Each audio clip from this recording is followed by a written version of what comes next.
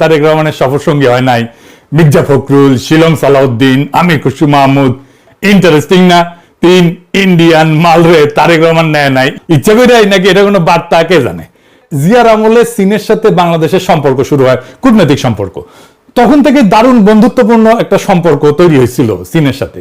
কিন্তু 2004 সালে তাইওয়ানের কমার্শিয়াল মিশন খোলার অনুমতি দেওয়ার জন্য চীনের সাথে খালেদা জিয়া সরকারের এবং বিএনপির সম্পর্কের একটা অবনতি ঘটে। আমির খুশু মাহমুদ তার মন্ত্রিত্ব হারায় এই কারণেই। তাই এই সফর ছিল বিএনপির জন্য একটা খুবই ক্রুশিয়াল ইভেন্ট। সেই সম্পর্ক কিভাবে আগের জায়গায় ফিরানো যায় সেই চ্যালেঞ্জ তো বিএনপি ছিলই। আমরা এক এক করে দেখি সেই লক্ষ্য তারেক রহমানের সরকার এই সফরের মাধ্যমে অর্জন করতে পারিছে কিনা। এই একটা এপিসোডে এটা কওয়া যাবে না, কয়েকটা এপিসোড লাগবে। তবে আমার ক্ষুদ্র ভ্রাতার ভগিনীদের এটা রাষ্ট্রীয় সফরে কূটনৈতিক অর্জনের অ্যানালাইসিস কেমনে করা লাগে সেটা খুব ভালোভাবে বোঝা হয়ে যাবে। আমি মনে করি চীনের সাথে আমাদের বাণিজ্যিক এবং রাজনৈতিক সম্পর্ক, কূটনৈতিক সম্পর্ক তৈরি করতেই হবে খুবই উঁচু পর্যায়ে। এইটা আমাদের জাতীয় সার্বভৌমত্ব আর অর্থনৈতিক উন্নতি দুয়ের সাথেই জড়িত। কিন্তু কাজটা করতে হলে যে চিকনা বুদ্ধি নিয়ে কূটনীতি চালাইতে হবে সেটা পারিছে কিনা সেটা আমি দেখাবো। আমি কোনো নিজে নিজে জাজমেন্ট করুম না, আপনারা আলোচনা শুনে সিদ্ধান্ত নেবেন যে আমরা জিতছি কিনা। আমি রেফারেন্স দিয়ে আলাপ করব। আসেন আল্লাহর নামে শুরু করি। আমাদের অ্যানালাইসিস শুরু করতে হবে দুই সরকারের যৌথ ঘোষণা দিয়া। এটা অফিসিয়াল ঘোষণা। ওইখানে আছে আসলে সলিড টার্মে কি কি হইল, দুই দেশ কি পাইল। এটা বাংলাদেশের চাইনিজ এম্বাসি ফেসবুক পেজে দেওয়া আছে, চাইলে দেখে নিতে পারবেন। আমি এখান থেকেই নিছি। এই যৌথ ঘোষণার প্রথম পয়েন্ট, নতুন যুগে চীন বাংলাদেশ অভিন্ন ভবিষ্যতের অংশীদারিত্ব, কমিউনিটি অফ শেয়ার্ড ফিউচার, এইটা করার যৌথ ঘোষণা। আমারা যদি বলেন তাহলে এই কথাটাই এই সফরের সবচেয়ে গুরুত্বপূর্ণ অর্জন। কিন্তু এই শব্দটা কেন এত গুরুত্বপূর্ণ সেটা ব্যাখ্যা না করলে আমরা এর ওজনটা ধরতে পারবো না। আসেন বুঝায় বলি। চীনের কূটনীতিতে সম্পর্কের একটা সিঁড়ি আছে, ধাপে ধাপে ধাপে ধাপে উঠতে হয়।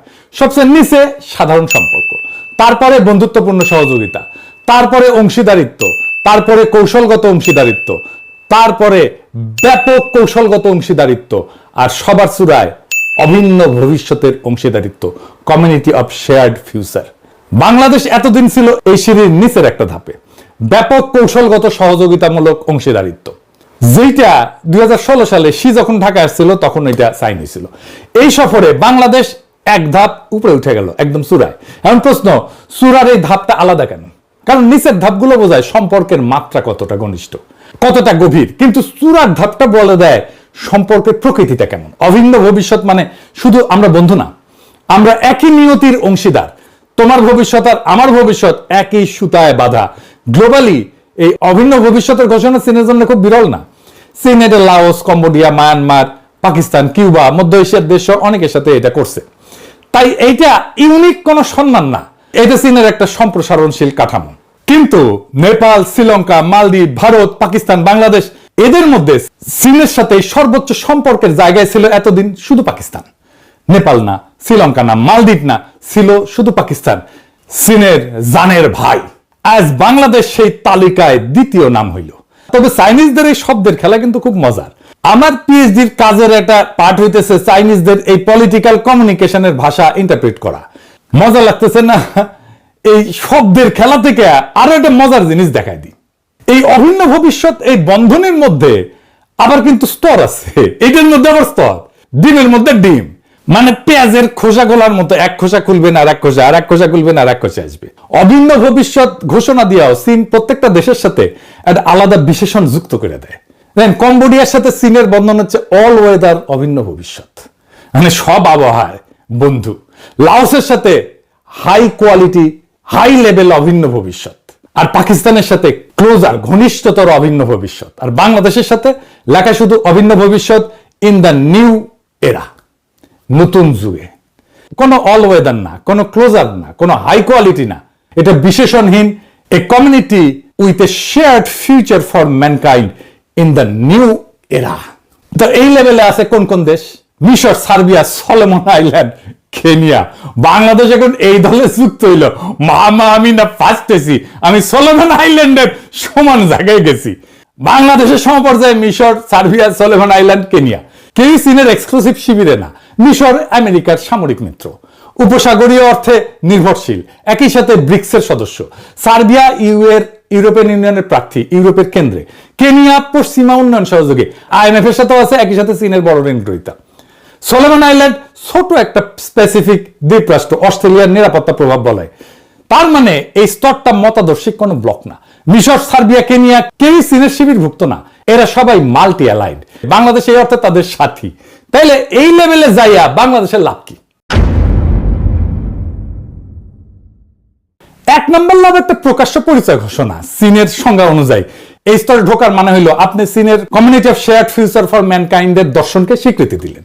এখন আমার ক্ষুদ্র ভ্রাতা আর ভগিনীরা কবে, দাদা এই কমিউনিটি অফ শেয়ার্ড ফিউচার এটার মানে কি? এরা খায় না মাথার দেয়? আক্ষরিক অনুবাদ হইতেছে মানব জাতির অভিন্ন নিয়তির সম্প্রদায়। নামটা শি জিনপিং আনুষ্ঠানিকভাবে চালু করে 2012 থেকে 2013 সাল। আর 2017-তে এটা চীনের সংবিধানে কমিউনিস্ট পার্টির গঠনতন্ত্রে ঢুকে যায়। তার মানে এটা নিছক স্লোগান না, এটা চীনের আনুষ্ঠানিক রাষ্ট্রীয় মতাদর্শ। শি জিনপিং চিন্তাধারার কেন্দ্রীয় এটা স্তম্ভ। দর্শনটা কি?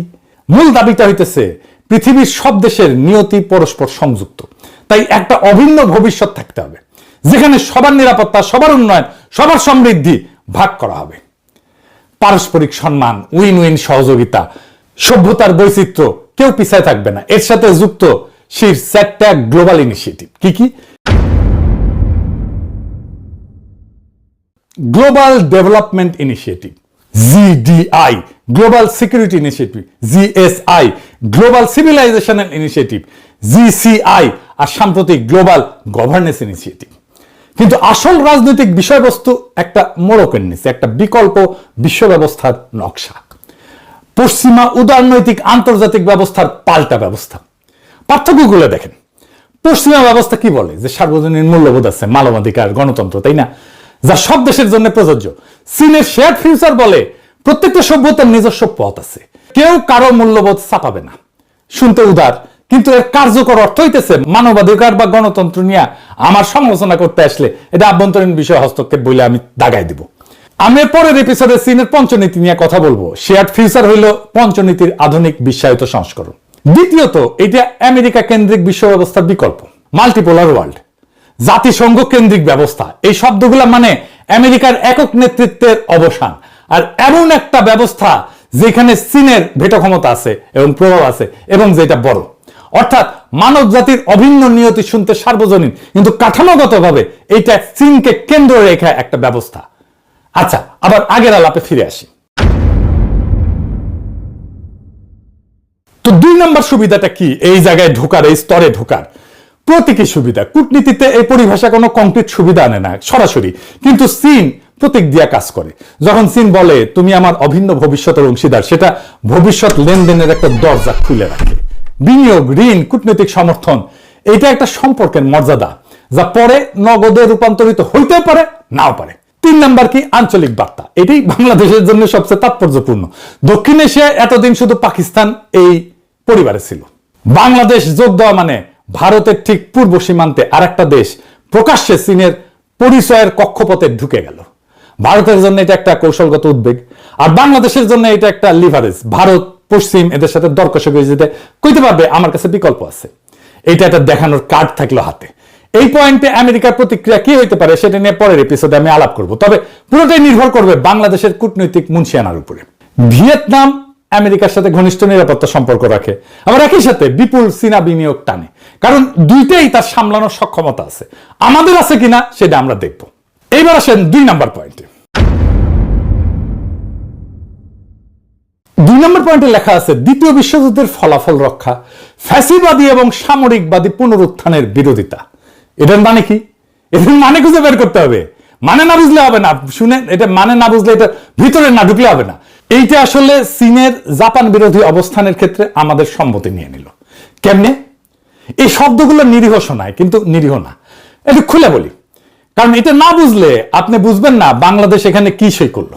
সামরিকবাদী পুনরুত্থানের বিরোধিতা মানে এই শব্দটা চীনের কূটনীতিতে একটা কোড। কাকে নির্দেশ কইরা? জাপানকে নির্দেশ কইরা। চীনের বয়ানে জাপান হইল দ্বিতীয় বিশ্বযুদ্ধের একটা অপরাধী দেশ, যে এখনো ঠিক মতো অনুতপ্ত হয় নাই, আর যে আবার সামরিকীকরণ করতেছে। আর যৌথ ঘোষণায় কায়রো ঘোষণা এবং পসদাম ঘোষণার উল্লেখ আছে। এটা একটা কোড, কারণ চীনের যুক্তি এই দলিলগুলোতেই বলা আছে তাইওয়ান চীনকে ফেরত দিতে হবে, মানে দ্বিতীয় বিশ্বযুদ্ধের ফলাফল রক্ষা তাইওয়ান চীনের।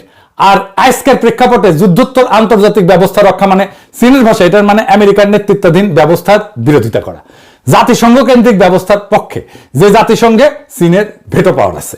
এখন আসল প্রশ্ন, এই জাপান বিরোধী পরোক্ষ আমেরিকা বিরোধী ভাষায় বাংলাদেশ সই করলো কেন? জাপানের সাথে বাংলাদেশের কোনো বিরোধ আছে? নাই তো। উল্টাটা, জাপান 5 দশকের বেশি সময় ধরে বাংলাদেশের বৃহত্তম দ্বিপাক্ষিক উন্নয়ন অংশীদার। স্বাধীনতার পর থেকে $32 বিলিয়ন বেশি সহায়তা দেয়। মাতারবাড়ি সমুদ্র বন্দর করতেছে, বাংলাদেশের প্রথম গভীর সমুদ্র বন্দর জাপানি বানাইতেছে। চীন সোনা দিয়ে একটা গভীর সমুদ্র বন্দর বানাইতে চেয়েছিল, ভারত, জাপান আর আমেরিকার বিরোধিতায় সেটা বাতিল হয়ে যায়।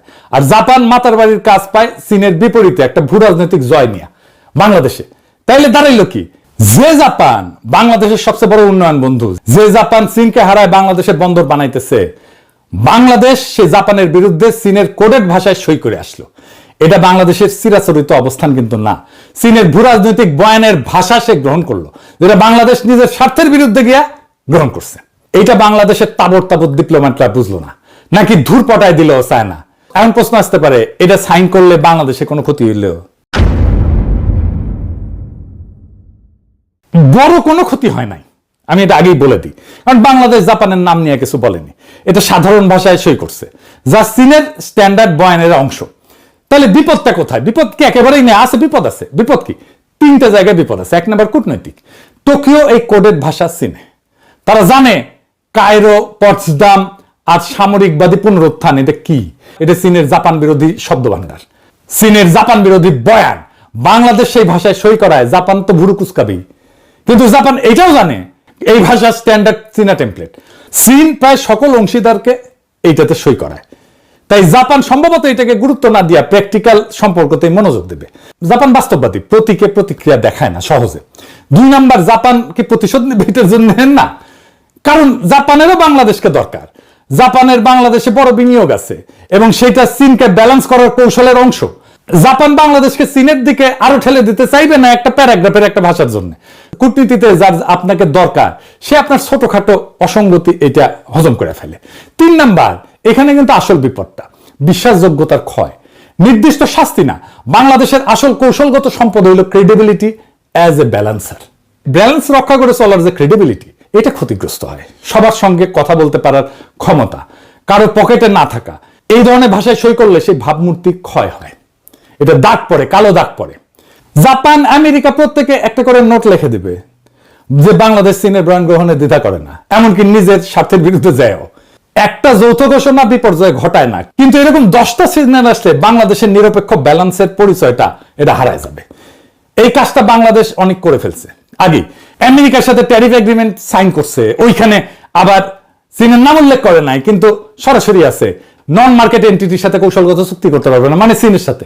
ইরানের প্রধান নেতা নাম মারা গেল, ইরানের বিরুদ্ধে পরদিন বিবৃতি দিল বাংলাদেশ।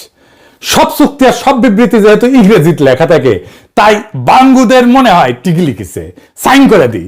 হজ্জা গ্রামে বিচার করছে, একদিন এক লোক এসে নালিশ জানাইলো, লম্বা করে নিজের পক্ষে কথা কইল। হজ্জা বলল, ঠিকই কইছো তুমি। একটু পরে বিপক্ষের লোক এসে উল্টা কথা বলল, হ্যাঁ নিজের পক্ষটা বোঝাইলো। হজ্জা ওকেও কইলো, তুমি ঠিকই কইছো। তো পাশে বউ বসেছিল হজ্জা, তো অবাক হয়ে কইল, এ কেমন কথা? একজন বললো এক কথা, আপনি বললেন সে ঠিক, আর একজন উল্টা কথা বললো, সে আপনি বললেন সেটাও ঠিক, দুইজনে তো ঠিক হইতে পারে না। হজ্জা একটু ভেবে নিয়ে কইল, তুমিও ঠিক কইছো। পরের এপিসোডে দেখামো এই চীন সফরে আর কি কি ঠিক বলিছে বাংলাদেশ। তবে আমাদের লক্ষ্য হবে বাংলাদেশ যেন কারো পকেটে না ঢুকা নিজের স্বার্থ রক্ষা করতে পারে। সেইখানেই বাংলাদেশের মুক্তি, সেখানে বাংলাদেশের জনগণের মুক্তি। ইনকিলাব জিন্দাবাদ, আজাদি জিন্দাবাদ।